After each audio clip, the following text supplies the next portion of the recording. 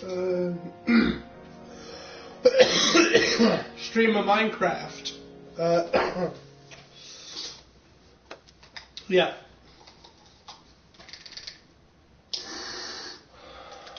So, the thing I thought about since last stream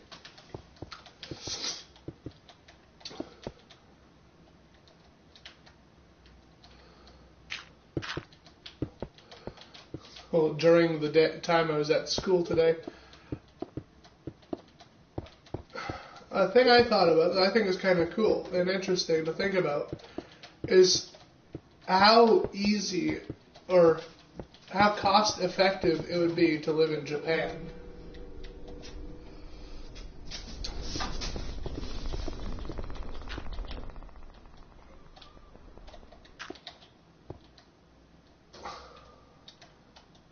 Like, the way you'd be able to save the most money while living in Japan, specifically money saved on rent, would be if you lived in from what I found out, you live up in Hokkaido, so like Sapporo, near there. That's where they have the lowest cost for rent. And there's probably a few reasons it could be. I'm not sure why, like what those reasons would be, but I'm not sure any would be bad reasons. Like, I'm thinking one that's pretty obvious if you know about that area is like they get lots of snow. So that's probably why they have such low rent. Or the rent cost is so low. It's probably because there's so much snow there, and not many people are going to want to deal with it. So, like, especially people aren't going to want to deal with it if they have to pay like ridiculously high rent costs. So, like, if the rent is low cost, probably I keep saying probably and like a lot. Okay, most definitely will have a lower rent cost. Like, it just makes sense that there'd be a lower cost for the rent, because if there's that much snow, people aren't going to want to have to be shoveling them. Or like, you know? People ain't going to want to shovel that, so like it reduces the property value. The amount of snow that happens in the area. So the reason they have such low costs up in the Hokkaido area of Japan is specifically because it's most likely due to the fact that they have so much snow.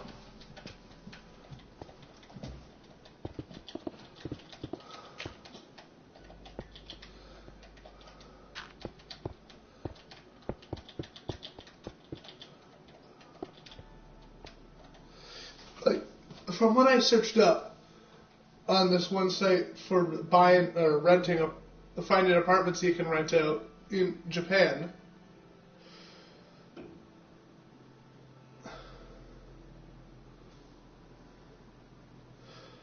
like there's an apartment up in Sapporo, and the rent cost is only $270 a month. That's in Canadian money.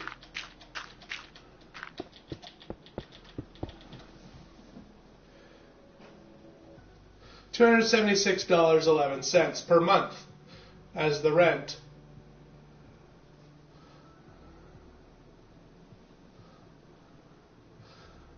If you want to know that in US dollars, that's 206 United States dollars. But yeah,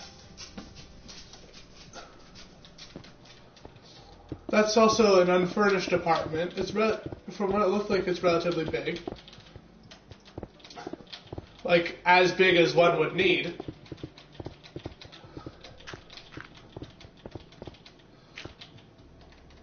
And, like, there's lots of high-quality, low-cost types of furniture you can get in Japan, too.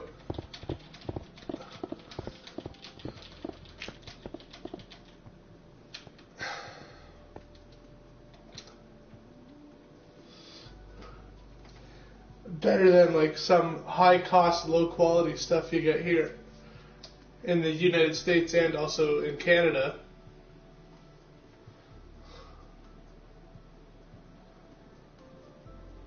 Like,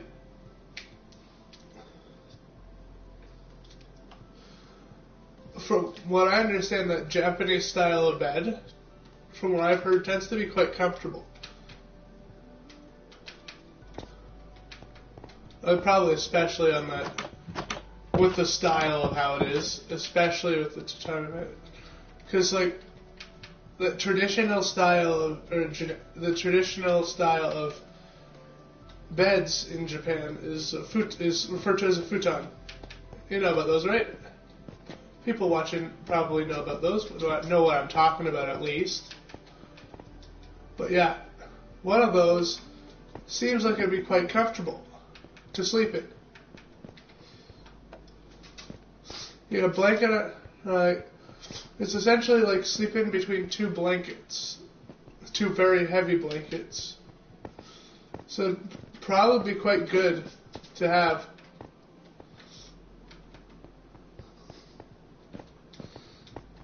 Some things I'm just thinking about are kind of funny involving that type of bed. Like,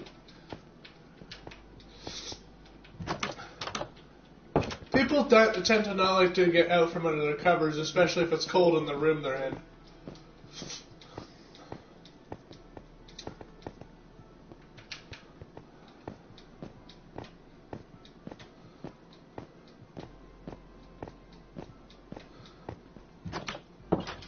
And so I tend to enjoy like things being like functional as well. Functional, space efficient. Being 17, you can't really get things for yourself. So you're kind of stuck with what you got. Isn't complaining about things I got quite good things. But if I was living on my own, I'd probably prefer certain things that most people wouldn't prefer.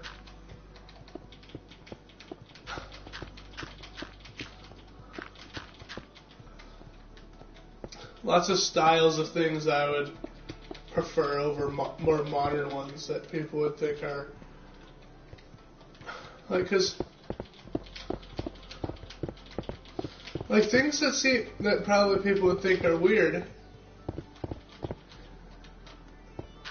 is if like I were given so imagine like you're given the option. This is kind of unrelated to the whole thing about in Japan, but what I was getting at is I'd probably living in Japan, I'd probably try to find like a good. I'd probably use the Japanese futon style bed. But anyways, another thing I was saying that kind of ties into that with like types of cars related to cars. Most people, if you're giving them the option between like some really old,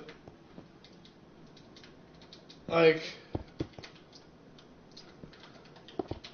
you get the option to choose between and a brand new, let's say brand new Ferrari or scrapyard Model T Ford, or a Model T Ford that's just barely working. Most people would probably want or Ferrari or slash Lamborghini, like really expensive car, really expensive modern brand new car. I honestly would choose the Model T Ford. I like that style of vehicle. I think it looks quite cool.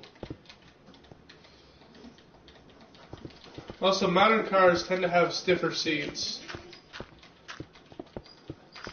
I sat in the seat of an old Model T Ford once, and their seats are quite comfortable. And my dog wants to go outside.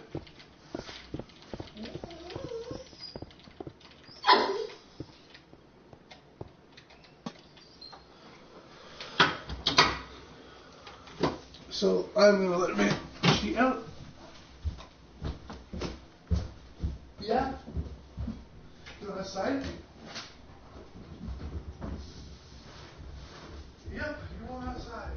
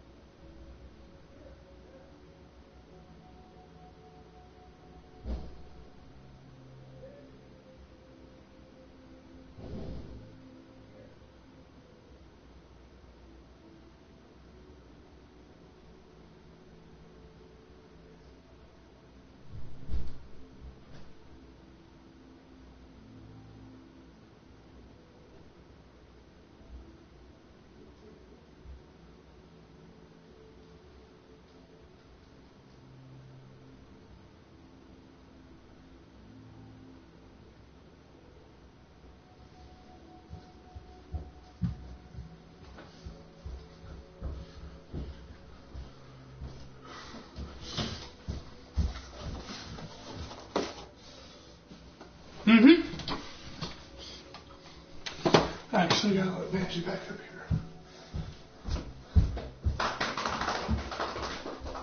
Veggie!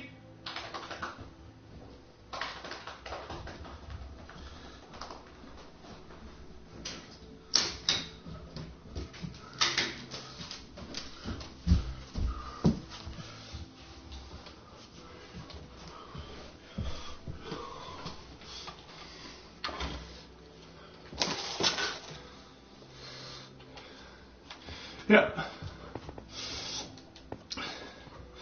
Probably just because of the design, though, with the Model T Ford.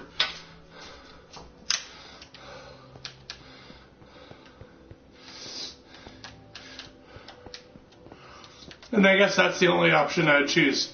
Looks over effectiveness. Because although I think the Model T Ford looks cool, I don't think it would function that well. Like, if I were to get a car, I'd probably get some, like...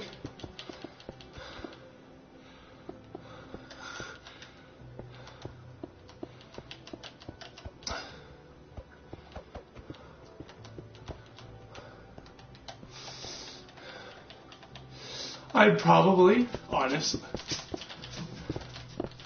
choose something that's like like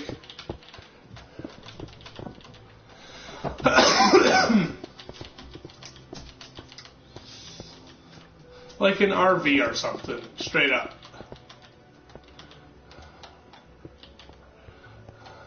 RV or some other vehicle with high storage capacity. Well, it doesn't have to be high storage capacity. It could just be, not speed. Don't need to go fast. I don't require high speed at all.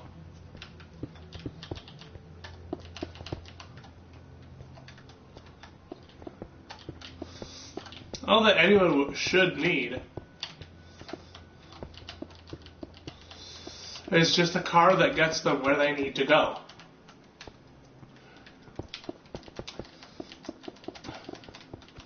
Like, if someone wants to be able to get where they want to go in like a very fancy car, they can get a very fancy car. All I'm stating is my opinion on the matter.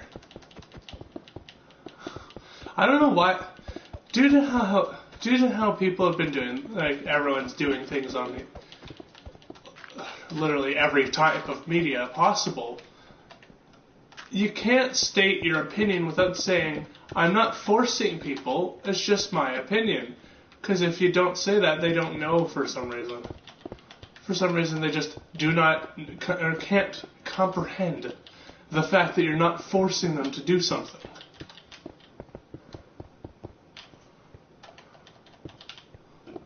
Like, who got people, like, why is it that people always first assume, oh, you're trying to convince me to do what you want me to do. It's like, nah. Nobody does that. Literally nobody does that. And if anyone does do that, they should be told off.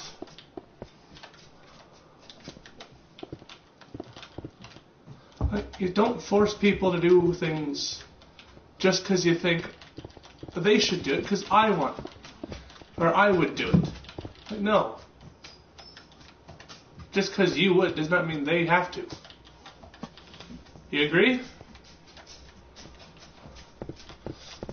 Like, just because you do, like, just because people who disagree with a certain thing doesn't mean everyone has to.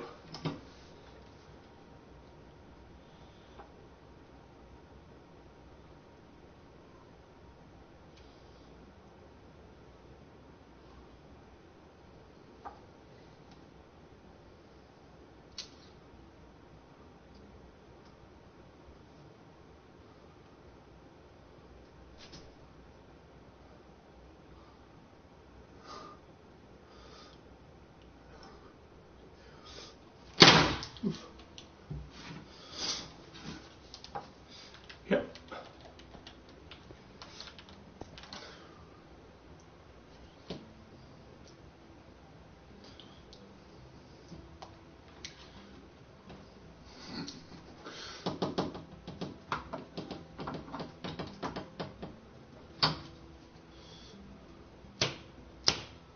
Yeah.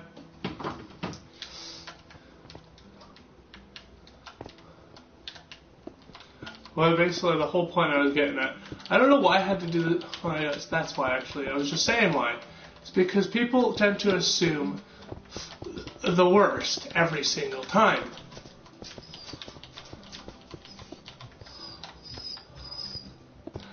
The reason I went on some big, huge rant when I was just talking about Japan is because I was about preparing to say that if I, like, when living in Japan, if you find an apartment at a good price, you can also find like a good quality futon also at a low price.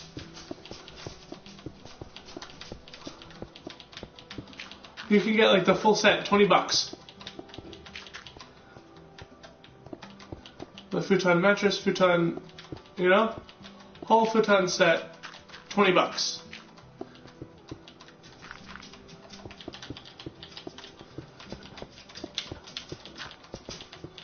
I'm gonna start sounding at some point throughout this like I'm trying to sell a futon. Veggie! No! Don't eat the damn plants!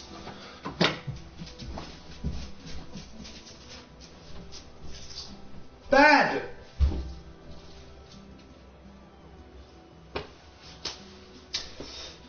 She keeps eating the damn plants. Is she gonna throw up?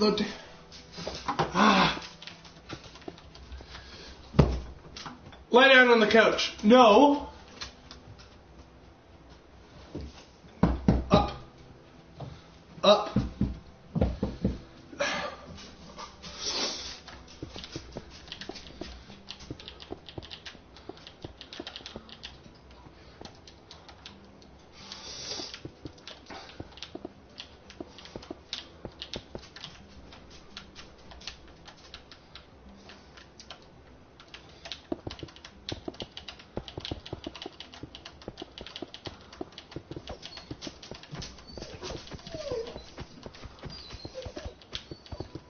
Benji's sad because I crunched up the leaf she was trying to eat and threw it in the garbage.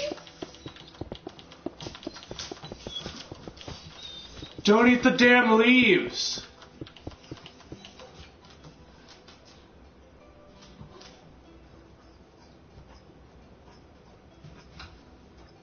I see, now you're throwing up because you ate the fucking leaf.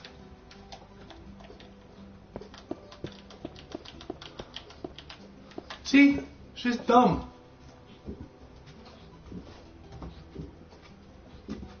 No.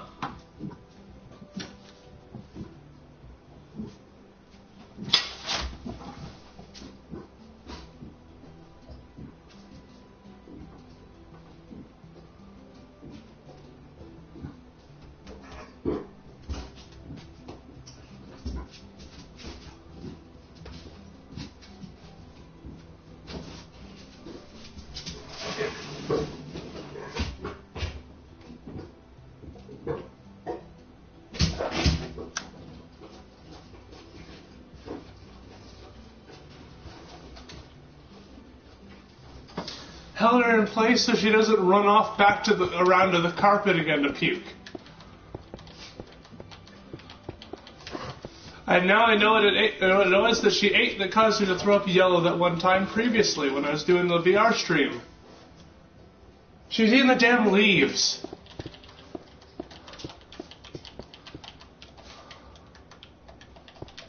That's what it was.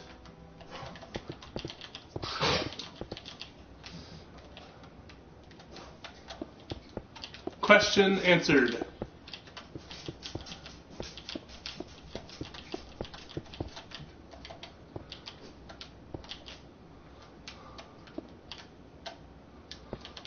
And she has no reason to be eating leaves. Benji has no reason to eat the leaves. She's given food.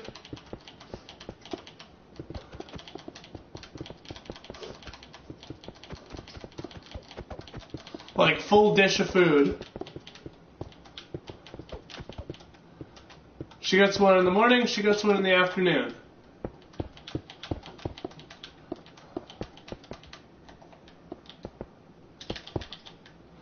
So essentially 2 times every day she's fed, and yet she still decides she's going to eat everything she's not supposed to.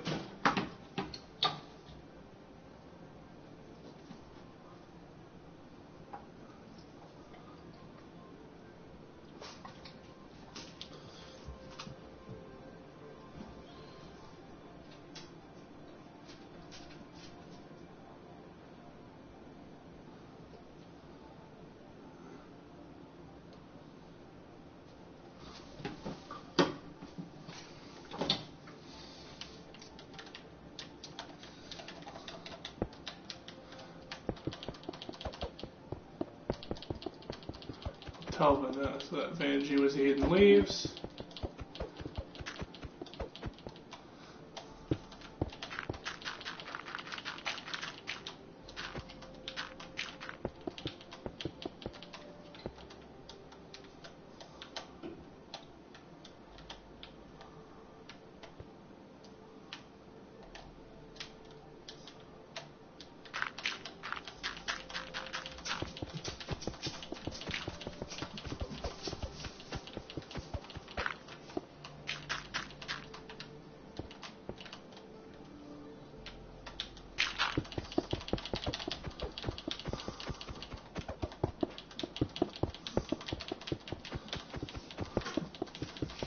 I don't know why for some reason my ADHD caused me to get way too political with everything I'm talking about in my Minecraft streams.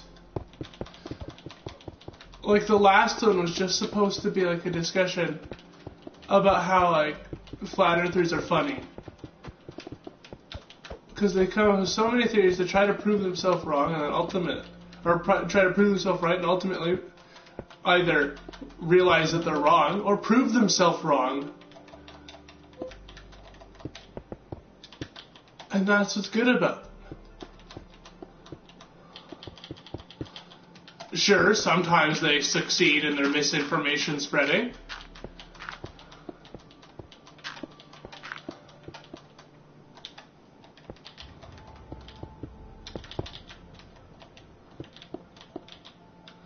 But that's just more idiots to entertain the ones who actually who are much smarter. That's just more entertainment for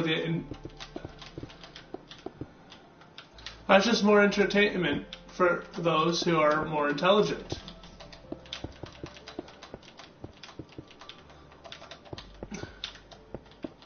Smart people tend to enjoy watching people who are not as smart. I shouldn't have used idiots at all. That can be offensive to those who are intellectually challenged, but, like,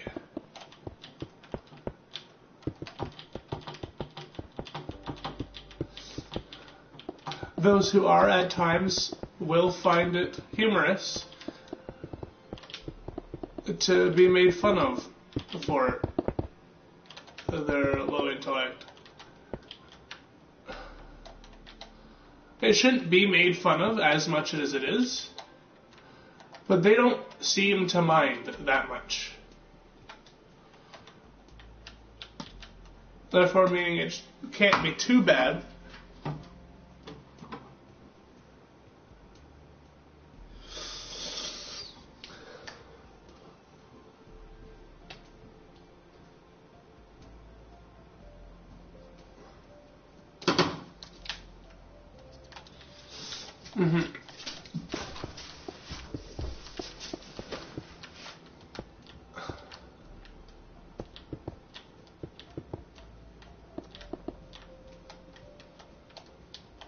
I also somewhat enjoy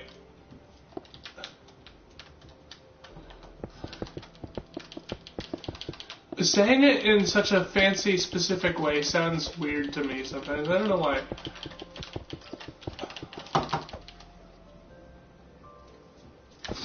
But yeah, it's fun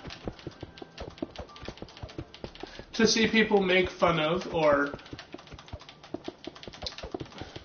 you know, it's fun watching them come up with their ideas. Funnier when they tend to be, when they're incorrect, but yeah.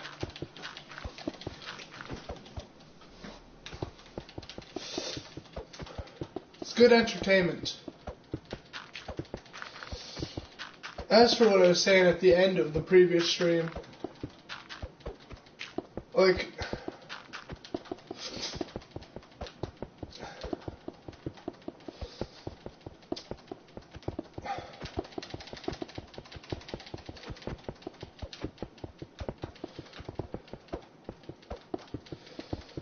if you don't agree with what someone said, I've said this in a very old stream, quite a while ago, when I was doing work in a different creative world, similar to what I'm doing here. I was saying that basically it was during the whole time of the anti-vax people were a popular topic to talk about. And essentially the thing I was saying is, like, you know how their argument is, oh yeah, well, I should be able to choose what I accept or not. On their, like, that's their point of view on the whole vaccine and stuff. And then there are people who are choosing to not get vaccinated are getting all mad about how people or store owners aren't letting them into their stores. My whole thing on that is, well,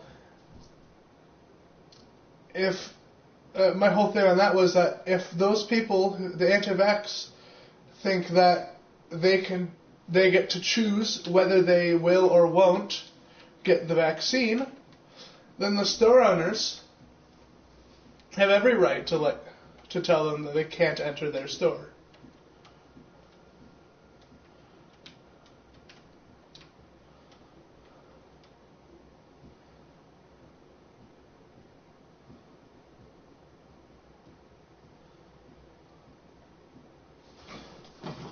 Yeah.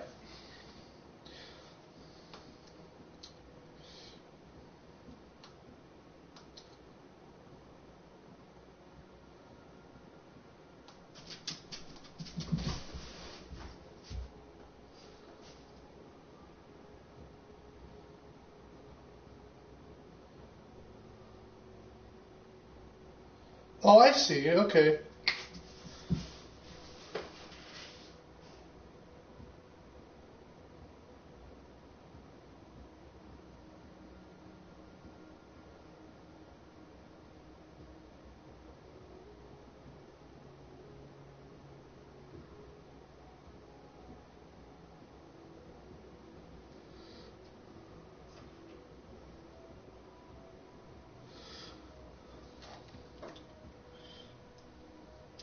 One, two, three, four. Separate things. Anomaly classification system. I just had to pull up the information from what I'm making. The area with no band above the gray. I think I'll make a band like at this level to show what level containment is on this one. No color would mean... I guess I can... Yeah. No color will mean, you know, no SCPs. But for the area in this stairwell right here, I'm thinking I should put some sort of colored band to signify that there are anomalies in the next area.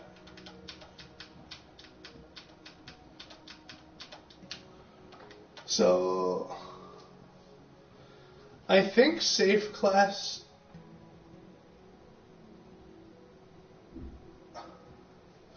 for whatever reason, they tend to keep heavy containment directly below, basically directly near the entrance, which is this. So that would mean heavy containment would be directly beneath this. But I'm thinking of a better way to arrange things. So, anyone who knows anything much about the SCP Foundation will know that this color means safe. I'm actually not sure which green to use.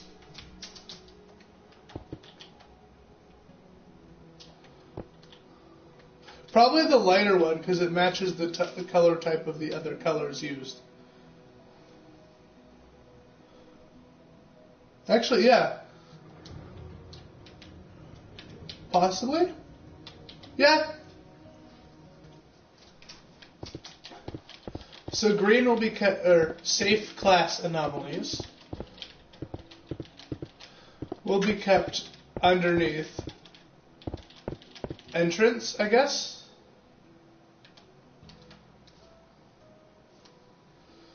Or entrance slash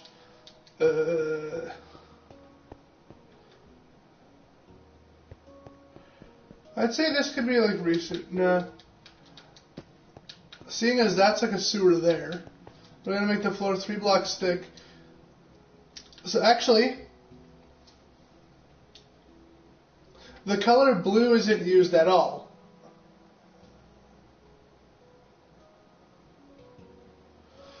Or for containment class. Blue isn't used for a containment class, but it's used for a risk class and disruption class. The disruption class is Blom, and the risk class is notice, or caution. That's the only ones that use blue, but that would be on the walls of the facility because it's not a containment class. So I think we'll make a crew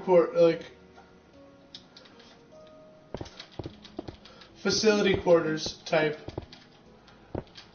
label area.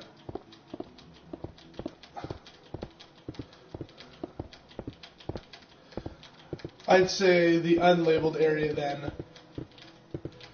This unlabeled area up here, or uncolored area up here, can probably be like either MTF, like Mobile Task Force Barracks, or like something else.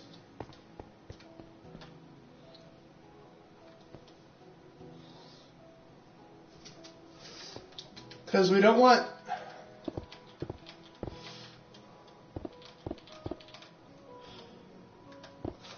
anomalies easily getting to where they're not supposed to be, right?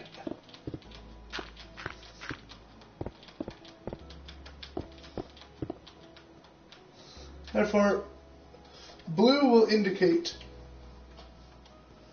that it's about to change to be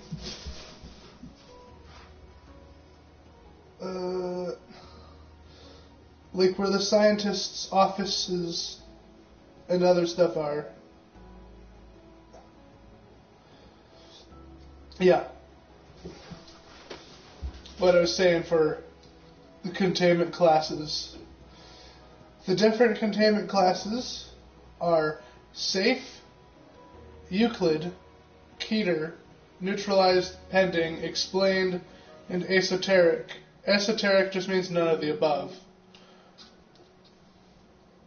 Explained just means now explain. Yeah, explained means it's no longer anomalous. It can be explained by science, therefore it doesn't need to be contained. Yeah. And in those esoteric, so none of the previous ones, secondary classes, there's Apollyon, unobtainable or uncontainable and world-ending. Archon can be used to contain, but ought to, or can be contained, but shouldn't be. Cernunnos can't be contained ethically or logistically. Hemo, two anomalies containing each other. Tiamat can be contained through warfare. Ticonderoga doesn't need to be contained. And Thaumiel, used to contain other SCPs. And the Thaumiel class can probably be stored within the Euclid storage. Or perhaps the safe level storage lockers,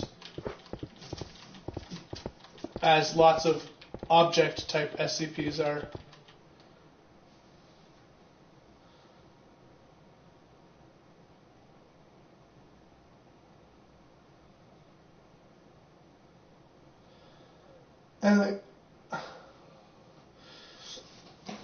And there's certain SCPs. Actually, yeah. I'll continue this after I get back.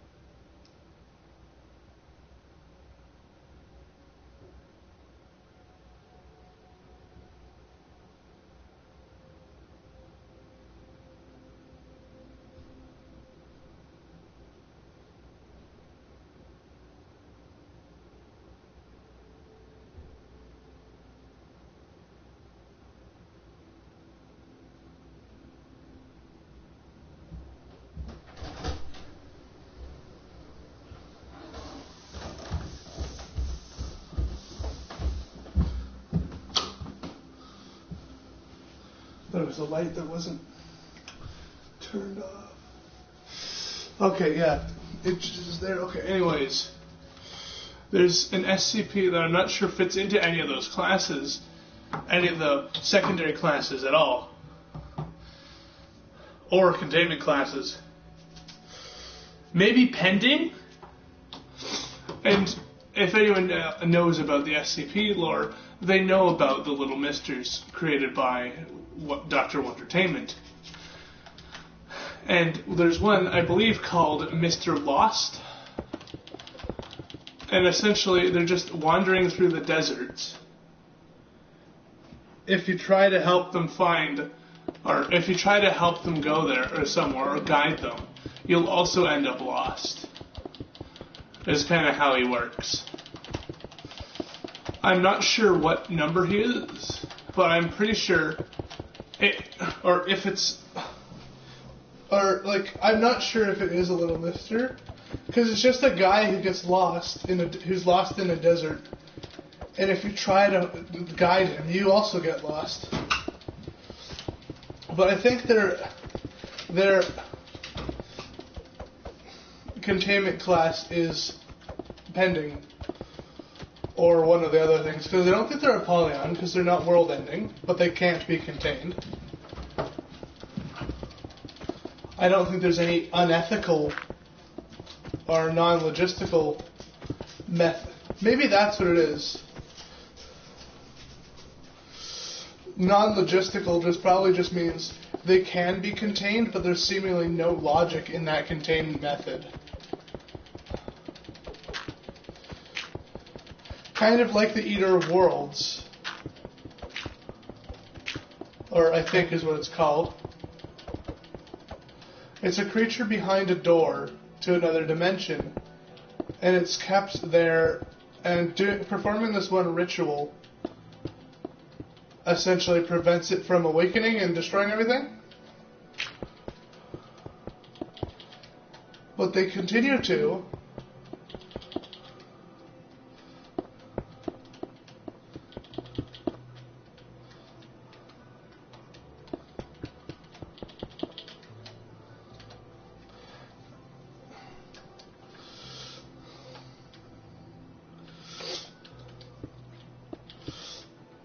I guess also the SCP Foundation doesn't really care if it's unethical. The containment method is unethical sometimes.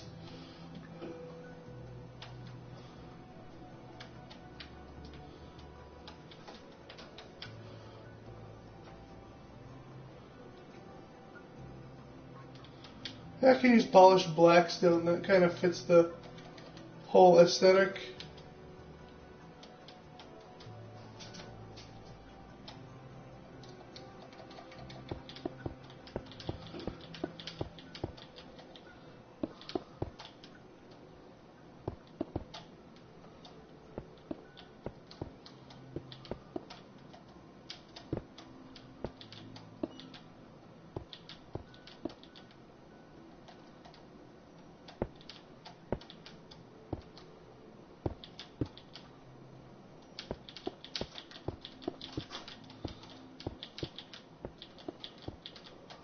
One thing I just thought about that I'm surprised isn't on the list of things Dr. Bright isn't allowed to do is, well, you know how there's that one SCP that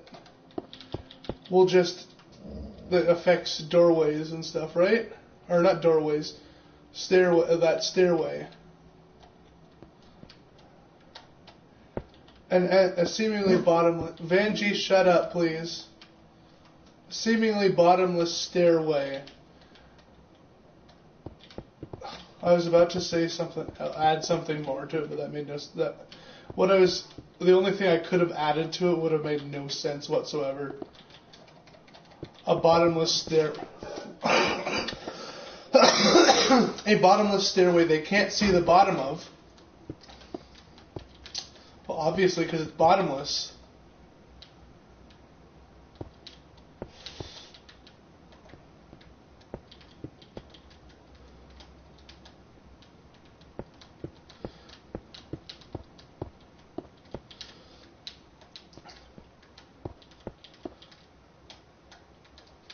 Anyways, it's somewhat besides the point. But the SCP, I think it's 087. 1, 2, 3, 4, 5. 1, 2, 3, 4, 5.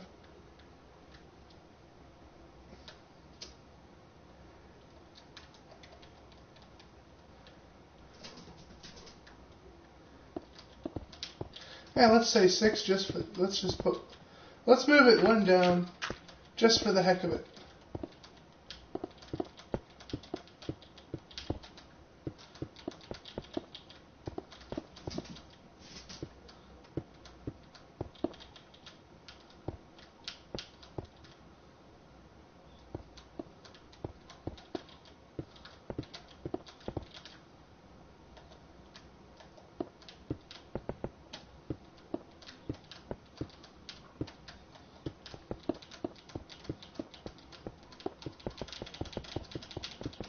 But yeah, the SCP that can replace stairs. Well, Dr. Bright can do some crazy stuff, so I'm surprised that they haven't made a rule where he's not allowed to replace any of the staircases in the facility with that SCP.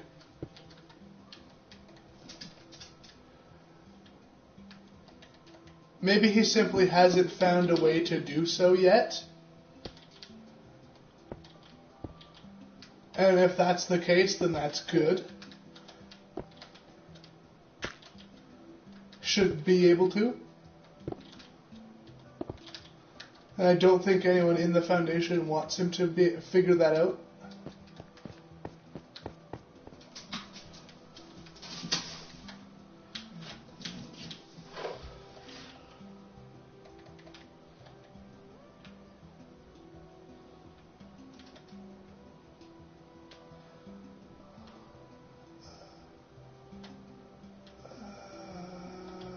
So I'm looking for dark gray concrete.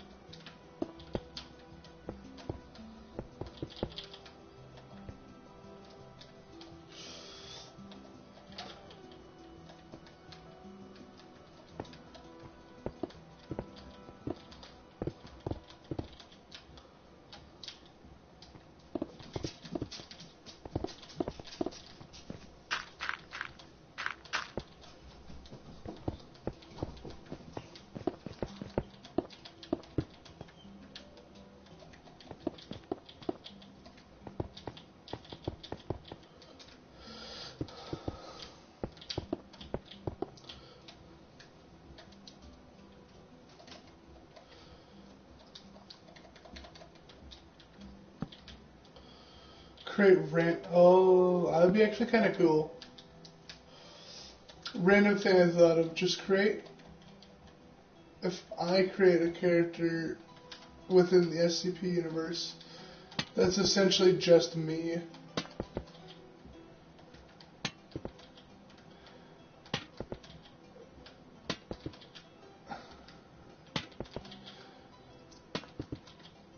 Because the thing I thought about is my dog Vanjie acts somewhat like how you'd expect Jack Bright to act. Doesn't listen whatsoever. Is the main point. They could add a rule: Dr. Bright is not allowed to pretend to be a dog named Vanjie.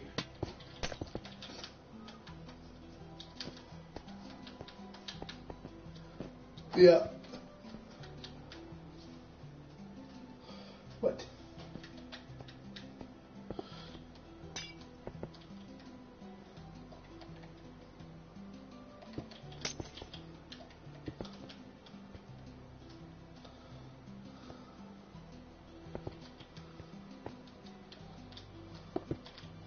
After saying that, Vanjie started staring at me.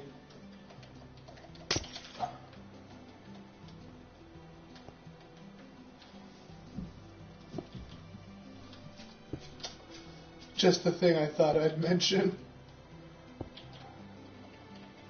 Because I thought it was kind of funny.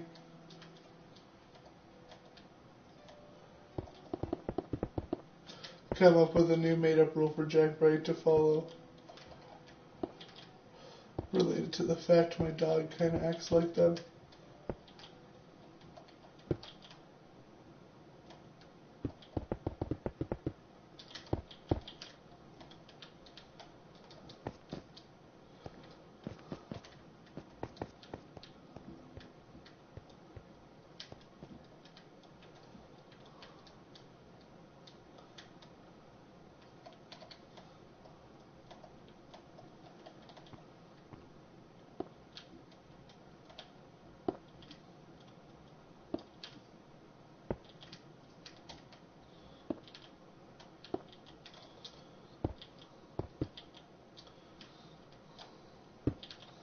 The funniest thing from the list of things Jack Braid is not allowed to do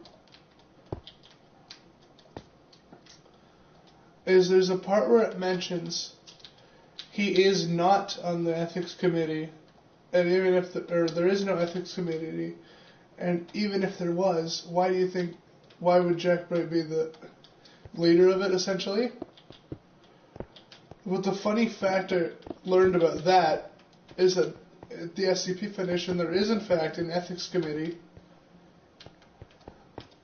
and Jack Braid is indeed the leader of it.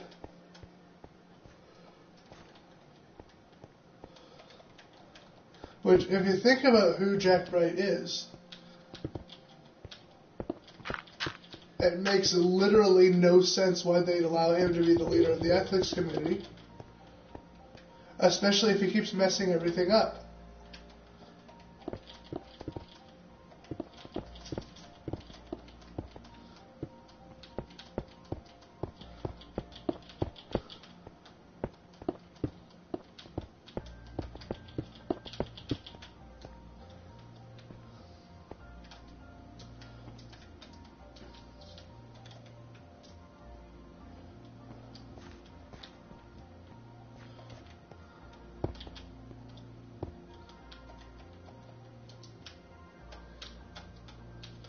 It's to the point where probably if you were to, in real life, meet someone who's working for the SCP Foundation,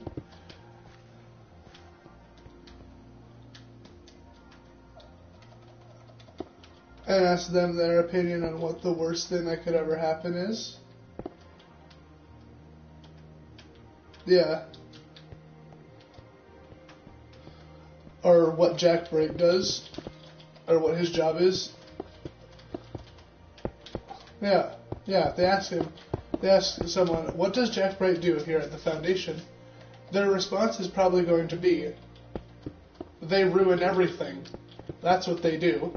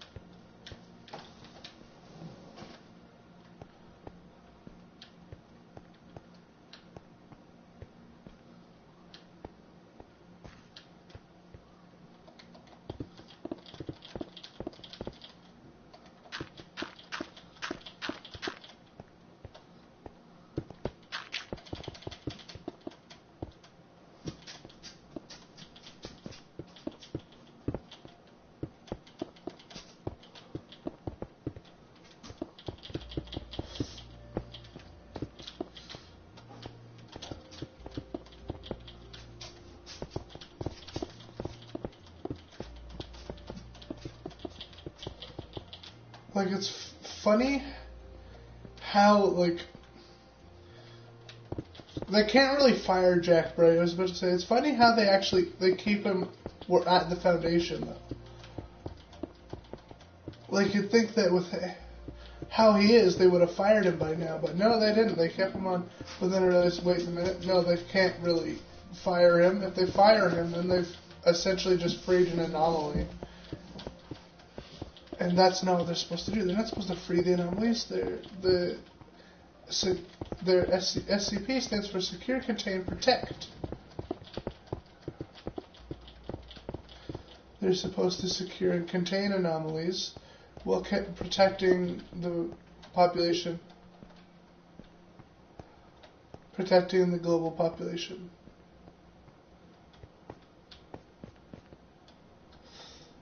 Ah, yes. The hallway must be here. There may also be one here.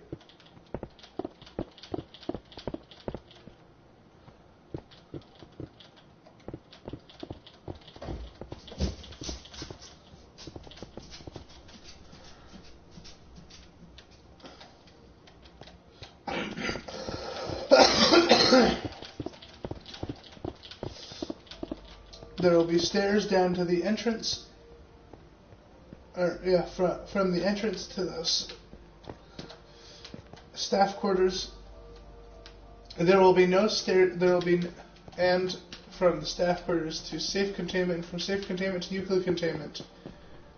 There will also be stairs from Euclid containment to heavy containment or Keter containment, and from Keter containment down to a D-class containment, or the D-class living area.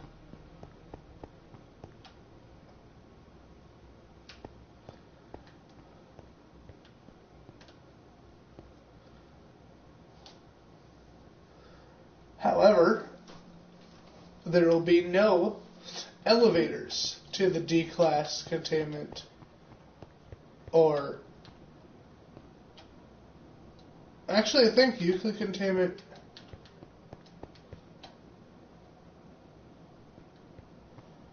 Frick. Trying to remember what they use each containment level area for.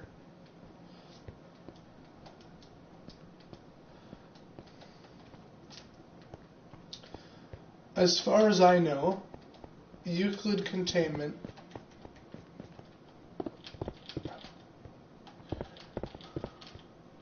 I almost forgot about the band.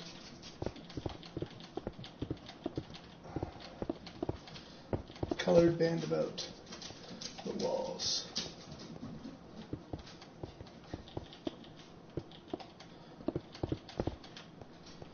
There we go.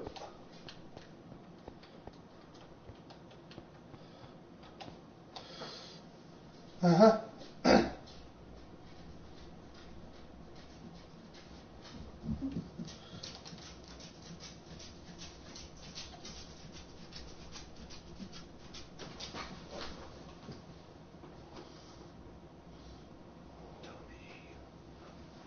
Yep.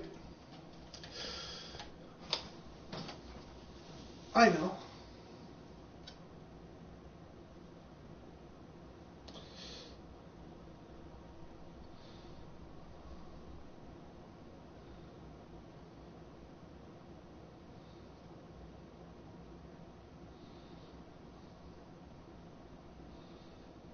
Site.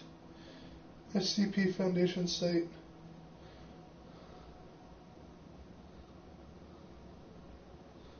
Site layout.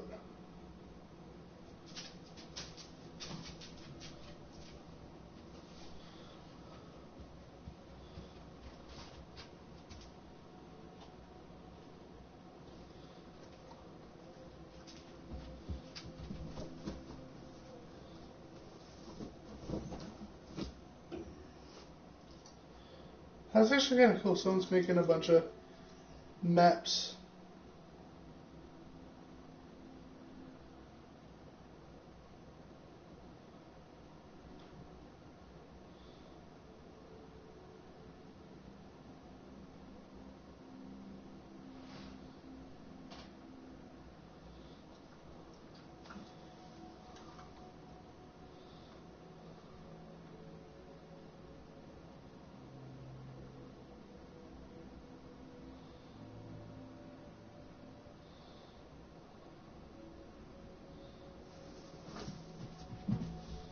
Site 64K.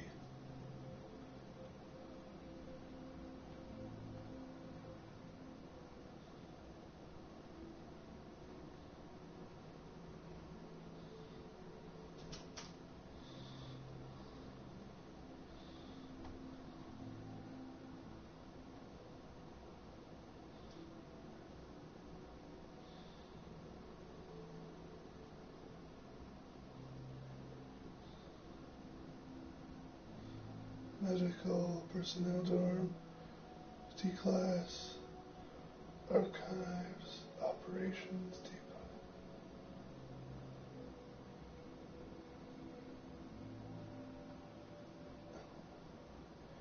Lobby, low security research, mid security research. Underground, safe class containment wing.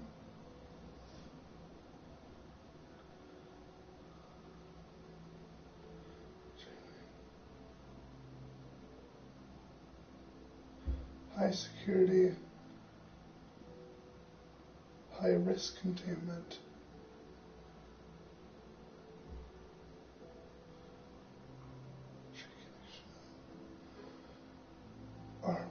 data exposed.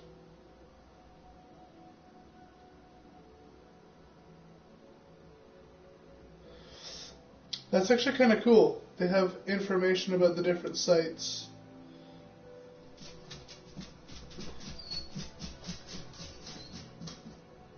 Foundation facilities.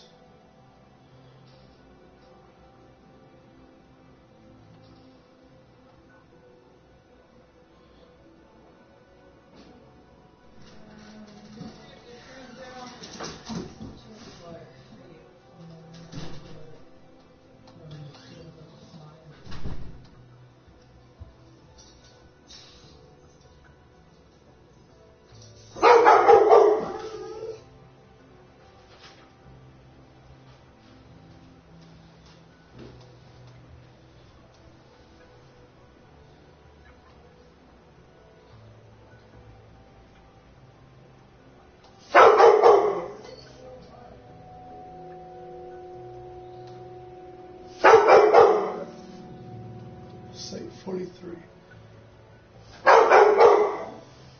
Site 43, Ipperwash.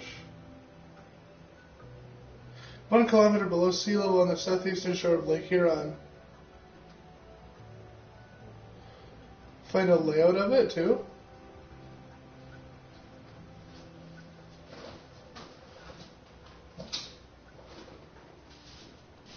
You can let her down, though. Okay.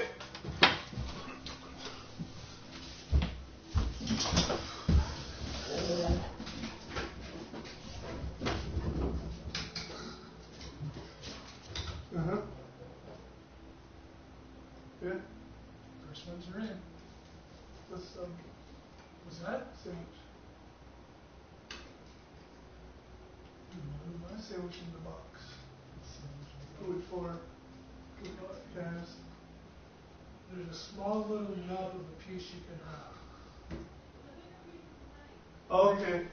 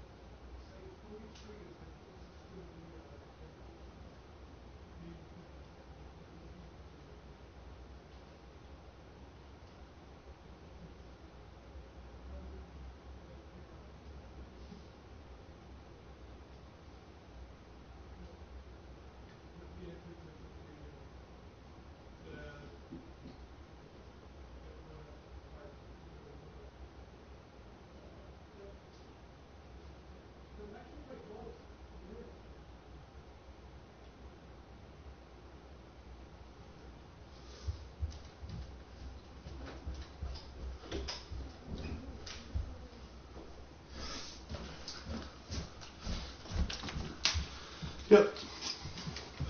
Closest SCP facility to where I am is Site 43.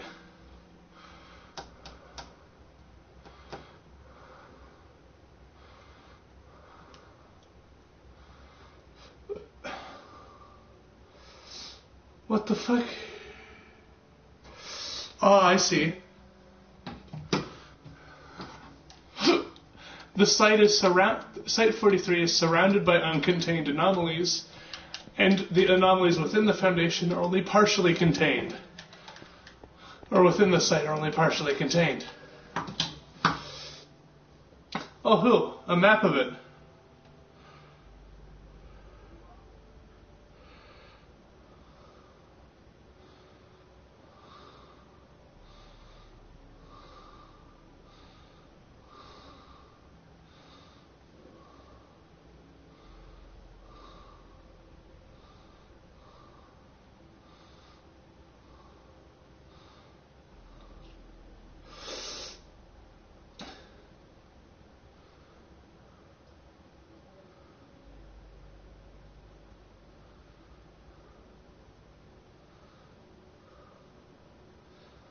So it's all in the basement, essentially.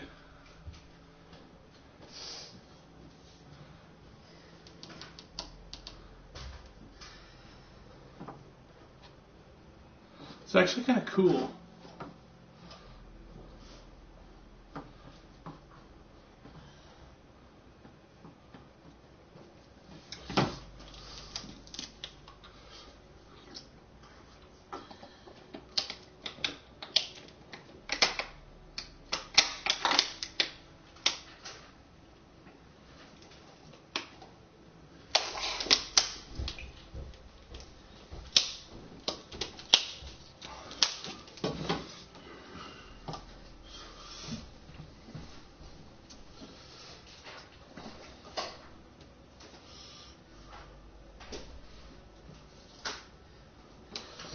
I found out something interesting about Site 43, which is the one within Ipperwash.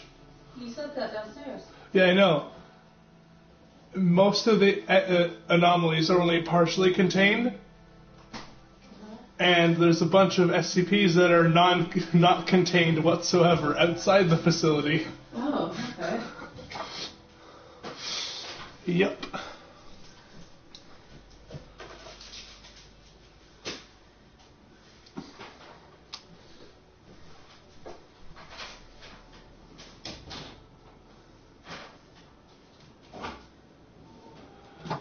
Oh, this is... Okay.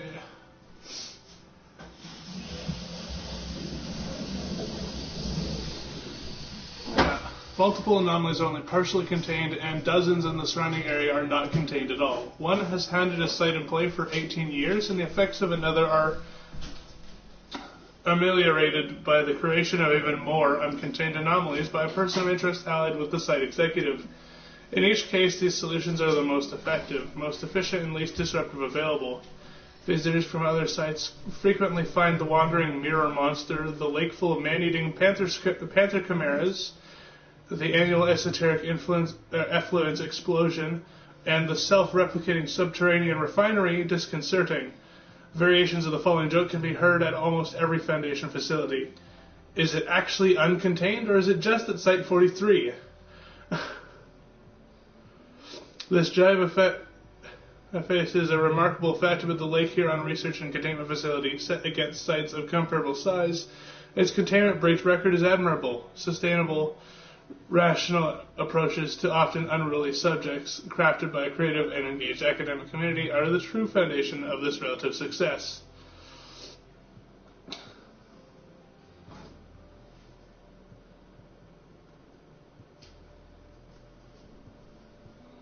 Site 43's atypical containment philosophy is an artifact of its creation, the full story of which is told elsewhere. In brief, the need to uncover anomalies attested in historical sources which have not yet become veil-piercing threats, and the need to handle many thousands of tons of esoteric material produced by over 5,000 SCP objects in containment led to the establishment of a joint facility in a remote location with access to clean water. Ensconced in the bedrock under Ipperwash Provincial Park, the Archives and Revision section has scoured history for anomalous events, and the Achromatic Abatement section has scoured esoteric effluence of its harmful properties for over 70 years. The success that collaboration led to an expanded academic network at Site 43, which in turn led to a present system of federated theoretical and practical sections. The sense that Site 43, by virtue of its location in Canada, is the backbone of the Foundation's North American holdings, has also contributed to its close-knit, informal, collegiate atmosphere.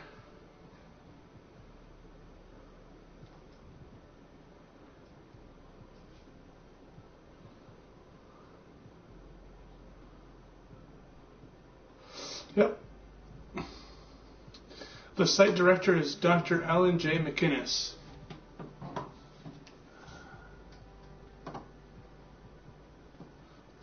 And there's a site I remember hearing about that's kind of interesting. Site... They not here. Was it real or was it made up?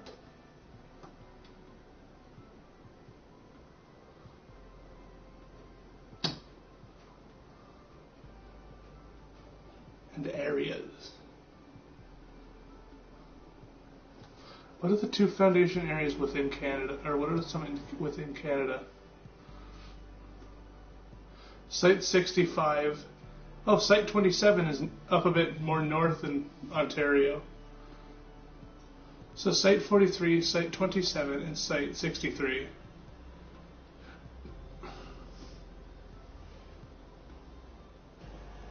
Where is 27?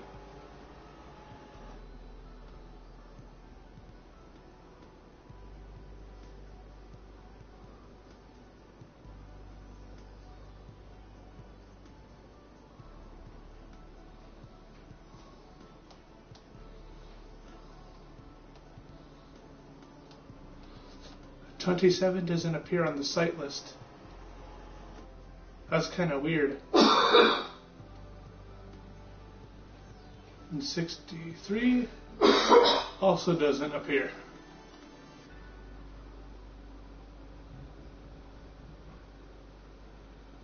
Site 418. Location Minecraft. Foundation's first and currently only virtual containment facility built within Minecraft. It's responsible for containing anomalies that are difficult to contain in the real world, such as informational para-organisms, as well as monitoring organizations and anomalies of concern that would exist within Minecraft and the surrounding community. Most containment experimentation and maintenance work at Site 418 is done by the Minecraft division, a division of the Foundation that specializes in containment and research relating to Minecraft. So they have a virtual containment site, and that's Site 418. And it exists within Minecraft. So it's essentially just the SCP Foundation's Minecraft server. Site 322, Philadelphia. I see 5031, which employs anomalies for their various contained objects. Oh, cool. Wait, I can find out what objects are contained at the one near Nipperwash.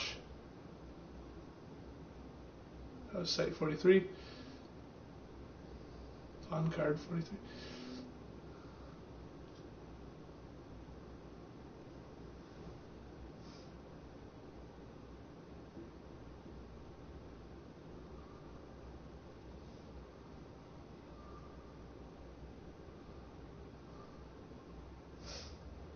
I see. So that's all it is at Site 43. It's just crazy containment methods that make absolutely no sense. And that's what they're known for.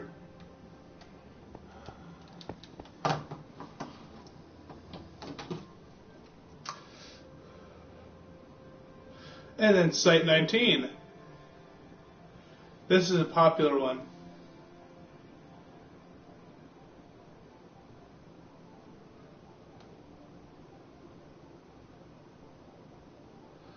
Site Facility 23.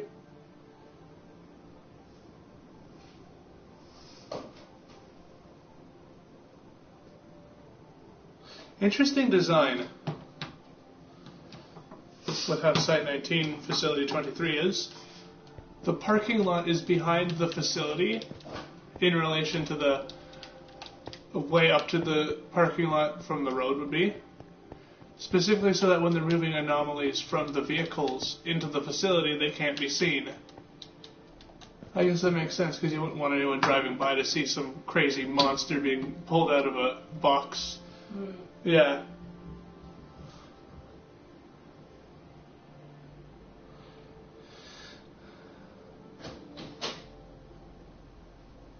That's actually kind of cool. Site 14's logo just shows a phone. Telecommunications, monitoring office. Display monitor, phone communications. Site 0. Null site, does not exist. For the purpose of containment and research into unreality. Site 1. Protected Site 1. Data backup, I see.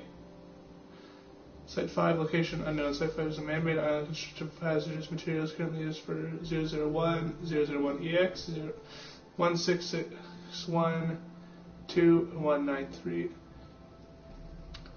2923 and 3247. This document has been altered by the SCP-4182. Personnel are to be reminded that there is no Site 5.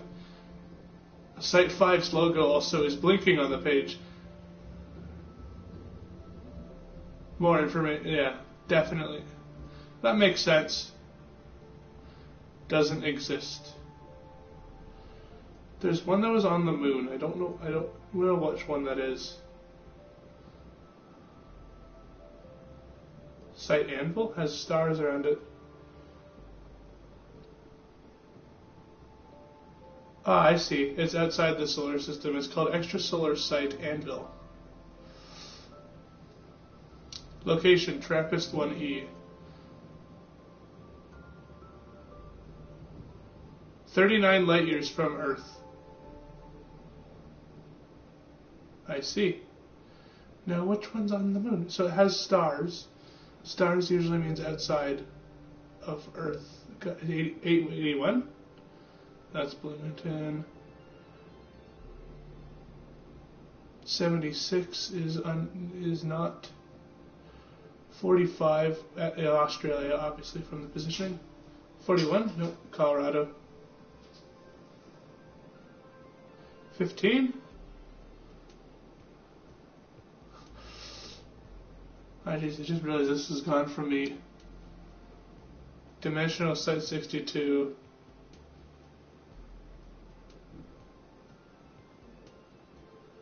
Built within 004.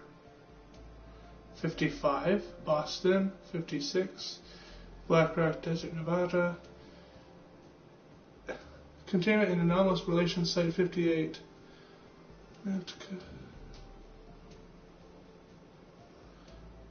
Sapient humanoid anomalies. I see. The anomalies are treated like actual people there.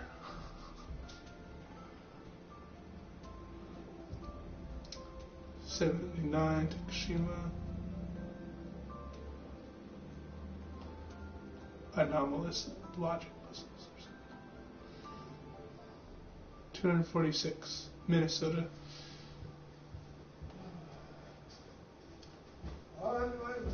This printer is just not working, and I don't know what's wrong with it.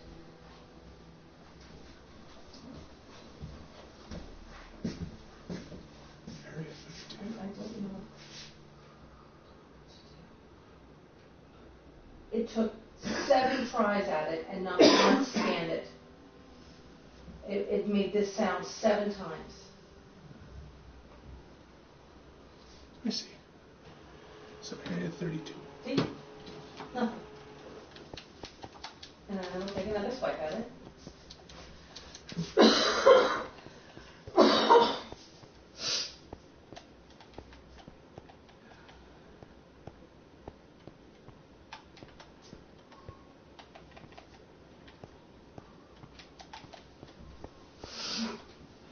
it doesn't do the next one, I'll just take a picture and send it. All right.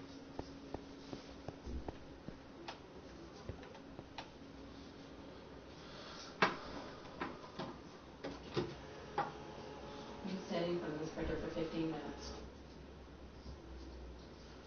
As it tries to scan. Oh, there. And I keep saying things to me like, how do you unplug the router? It's not the fucking router, it's the printer. The printer is not working.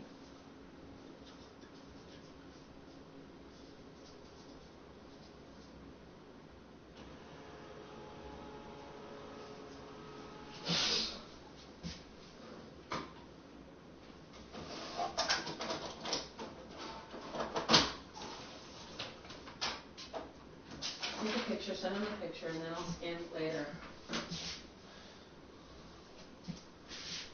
It takes 6 or 7 tries just to try and get this printer to communicate with my phone. So this will be the end of the stream. See you in the next stream.